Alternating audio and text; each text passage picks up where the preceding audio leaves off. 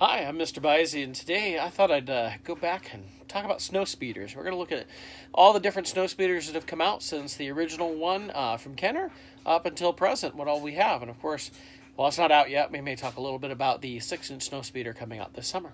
All right, so we start off with the vintage Snowspeeder here. This was produced in 1980. And mine isn't in the best of shape. As you can see, this is actually falling off. This is actually better than my first one. I never had one of these as a kid. I remember seeing friends who had one, but I never had the Snowspeeder. Had an AT-AT, but never had this.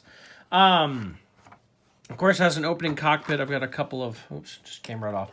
Got a couple of Luke X-Wings in here that this guy's actually pushing out. Looks like I need to... Yeah, that's not good. People are like, yeah, look at that. His Snowspeeder is just falling apart. Well, I can't complain too much. I bought this thing for like 25 bucks at a antique store not long ago, but it's still better than the other one I have. So there we go. Okay, so we can look inside. Not much detail inside the cockpit, as you can see. We do have a turning gun, and I know that there is supposed to be something that you could put here for the tow hook and that. I don't have that, so I can't talk too much about that. Underneath, we have a landing gear that is spring-loaded. You can push up this little tab right there, and all you do is release that, and it pops out the landing gear. It's got a little spring in it. Works pretty darn well. You know, but it looks good. As far as vintage vehicles go, this pretty much captures everything about the vehicle. It looks good. It fits well with what we've got. The detailing is really good as you start to look into it. Most of my stickers are still on here. It's a really nice looking ship. And it also does electronics, as many of the vehicles did. This one actually has lights and sound. Pop off that battery compartment there. So as you can see, there is a battery compartment there. Takes 2C batteries. I'm going to pop those on in. So to activate the lights and sounds, we press this button right here, a little square button. You push that in, and of course it... Alright, so without doing too much work here, I took it apart here just so you can get the idea. So you can see what the little motor does. You can see it flashes, the lights and everything. I'll try and get it back on and make sure it works here, but all it is just a little motor here, and it hits this little piece of plastic over here to make the sound. And it's got a little stop in one of the gears to make it do the stop in there. That's all it is. And here's how it's supposed to work when you have it all assembled. You can see the lights flash with the sound there. So you get the idea. So in 1995, we get the Power of the Force 2 version of the Snowspeeder. It comes out. It's the same exact mold, but as you can see, we've got better deco. We got different stickers on it. And actually, the stickers don't make it Luke's X-Wing or Snowspeeder anymore. We do have extra detailing now over here with the missing areas of everything. Still a battery compartment right here. We open our cockpit. And you see it's almost the same. We just now have a sticker inside there up top here. And that looks exactly the same. We have a firing harpoon gun now. We can press this button and fire it out. And it's attached to this, which we can detach from the back as well. Underneath, still looks pretty similar. We have the spring-loaded landing gear as well. Oh, I'm sorry, I said 95, 96 on this. Okay. And we have two buttons now over here, little rubber buttons for sound and a little sound area rather than what we had before. So I'll show you what that sounds like. Get the different sounds here. So we get a flying sound and the lasers and the guns light up. So it's just really a good updated version of that original vintage one. New sounds, better stickers, better deco, better electronics in there. I have never had to open this one up and try to fix it, so I'm thinking that's definitely a little bit better. But same mold, basically. So next we go on to the concept Snowspeeder that released in 1997. This is, as you can see, much smaller than the regular Snowspeeder. This was based on the Ralph McQuarrie concepts for it. They did a whole series of vehicles and figures. It comes with the concept figure inside here. As you can see him right there. There's nothing to write home about. Only a one-seater here on this, unlike the other ones. No sounds, no lights. He doesn't want to go back in. Leave him out. But it does have a couple action features. You can press this button, and these wings will pop up like that. You can see the detail underneath, and then you can press this. I think it's that. As you can hear Logan playing in the background. It launches this missile right here. So it's definitely a little different based on the concept stuff. Much smaller, but still kind of a fun Snowspeeder to get. So in 2002, we get the Walmart exclusive Luke's Crashed Snowspeeder here. This is the first one in the modern era that's actually Luke's Snowspeeder. Previously, we got like the orange highlights on this one that you can see back here, which is more the Rogue 2.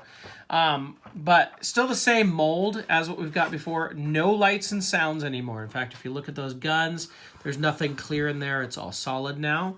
Everything looks the same, although now we have like this crashed cockpit piece right here. The interior, though, still the same. We do now have a new gun back here, which is much more like the vintage gun on the back. There's no spot for a hook on this.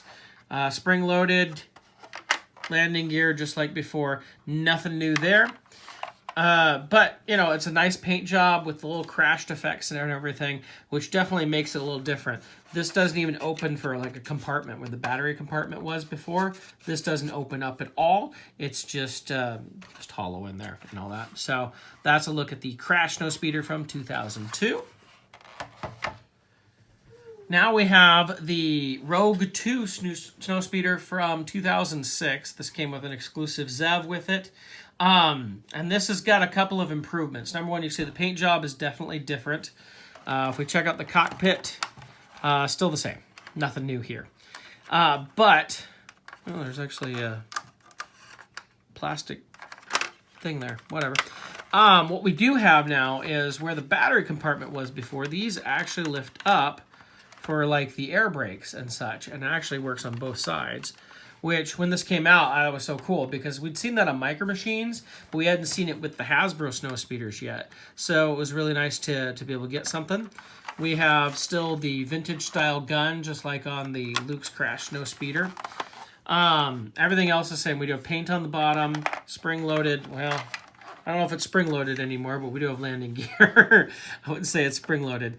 I thought the spring broke, but considering I've never opened this, I want to think that it's just still the same. But it's kind of a nice paint job. It looks really good. It did come with the ZEV, and we've got the improvement on, I guess you call them air brakes here. And for a while, it seemed like this was going to be that ultimate Snowspeeder, if you will. We kept using that vintage mold, and then Hasbro surprised us. So in 2010, in the midst of Hasbro giving us bigger vehicles and everything, like the big AT-AT, the big Millennium Falcon, we got a smaller Snowspeeder. And at first it sounds crazy, and I can show you here. So we put the Power of the Force 2 Snowspeeder right here, and we put this 2010 one here, and you can see how much smaller it is than the original molds we'd been getting. So we get this new one, and I was like, what? It's smaller, but it's supposed to be much more in scale, especially with the AT-AT, than the original. The original was actually a little bit big for the scale of all things. Most things were small for scale. So everything is brand new on this. Completely new mold. I actually have Luke and Dak inside here. But you can see in the cockpit, we actually have detailing in the cockpit for the first time. Take these guys out so you can see it in there really well. So you can see there's even a little control thing back here for the rear gunner. Lots of little details all around the cockpit, which is a first all around on this. Really cool to see that we finally get the detailed cockpit. Even underneath, you can see we actually have detail on the inside of the canopy. We do have the air brakes that pop open, like we saw in the Rogue 2 Snowspeeder previously. So it's good that we continue to get that. And then we've got a couple other things. We've got an opening panel here. So you can pop off this gun part and then pull this off and you have an exposed panel, which could remind you a little bit of the exposed panel that we had previously on here. And then you can actually, much like that where it's exposed, you can pop this gun part back in to have the exposed part like that. Kind of a nice touch to this, giving you a little bit of extra play value. And speaking of play value, they gave us a couple cool things. At the time, there was a big debate about more realistic looking weaponry, or should we have shooting things and everything. And what this has is we can have the Snowspeeder like this, which is the more realistic version. So the first thing you could do is replace the front cannons. So instead of using these regular realistic cannons that were on there, now we have these bigger cannons, and they actually will fire a missile as well. But not only did they do that on this, if you want more play value, but they gave you a larger cannon that you can put on back here that will actually fire a missile as well. Find the firing thing, mechanism here. There we go. So you fire the missile and the tow cable. We've got the string, and you can attach in the tow cable piece in there as well. So it gives you both, so you can do realistic or play value. So you see play value there again. Then we go back to realistic here. So again, you can see the difference. Here's the bigger guns that you can put in there for the missiles, and the bigger gun to put on the back for play value, or you can do the more realistic version right here, which is what I like to tend to stick with in my Hoth diorama. And for a lot of us, we thought this is kind of the last version. Oh, there's even another part I forgot about. You've got an opening piece back here to store stuff. I'm assuming you store your missile and that sort of thing. Your harpoon. You know, we thought this was like, okay, this is the ultimate version of the Snowspeeder, and this is the last version of the Snowspeeder that we've gotten. It's been 10 years. But of course, this year we are getting a new Snowspeeder in the Black Series. And when that comes out, I'm certain to put up a review for it. But as far as 3 3/4 inch Snowspeeders, this is what all we have. So we got basically 5 regular Snowspeeders and then the concept Snowspeeder through this time. So with the all 6 Snowspeeders that we have here, 4 of them are all the same mold with that vintage mold. And just we have the newer mold from 2010 and the concept one as well from 98. But these are all our different Snowspeeders over time. And you can see each one is just a little unique, has a little something different. So I hope you enjoyed this. I'll be doing some more videos comparing different vehicles over the time span that they've done different versions of. I've already got several already on my channel. You can see stuff about Slave 1, the AT-AT, X-Wings, Y-Wings, B-Wings, TIE Fighters, all that sort of stuff is all there. You can go ahead and check those out. So thank you for watching today.